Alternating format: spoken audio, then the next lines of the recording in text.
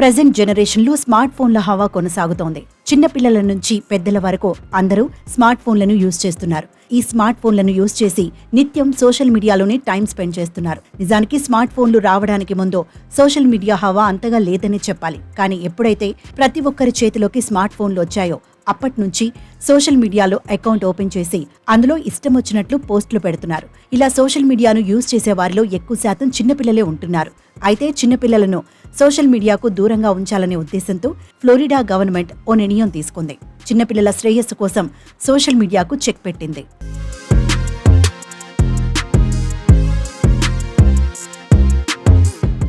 Social media చిన్నపిల్లలను తప్పుదోవ పట్టిస్తుందని Florida governor Ron DeSantis అన్నారు. వారి మంచి కోసమే సోషల్ మీడియాను అరికట్టే ఓ బిల్లుపై సంతకం చేశానని చెప్పారు. ఈ బిల్లు ద్వారా తమ పిల్లలను సరైన దారిలో నడిపించే అవకాశం పేరెంట్స్ కు ఉంటుందని తెలిపారు. చిన్నపిల్లలు సోషల్ మీడియా ద్వారా చెడు వ్యసనాలకు అడిక్ట్ అవుతున్నారు. ఈ విషయాన్ని దృష్టిలో ఉంచుకుని 14 ఏళ్లలోపు వాళ్ళు సోషల్ మీడియాను యూజ్ చేయొద్దని ఫ్లోరిడా గవర్నర్ రాన్ డిసాంటిస్ నిషేధిత బిల్లుపై సైన్ చేశారు. ఇక ఈ బిల్లు అమల్లోకి వచ్చాక చిన్నపిల్లల అకౌంట్లను సోషల్ మీడియా నుంచి తొలగించాలని అక్కడి సోషల్ మీడియా ప్లాట్ఫామ్స్ ను హెచ్చరించింది. ఒకవేళ 14 లేదా 15 ఏళ్లలోపు ఉన్నవాళ్లు సోషల్ మీడియాలో అకౌంట్ ఓపెన్ చేయాలంటే ఫ్లోరిడా ప్రభుత్వం ఓ కండిషన్ పెట్టింది.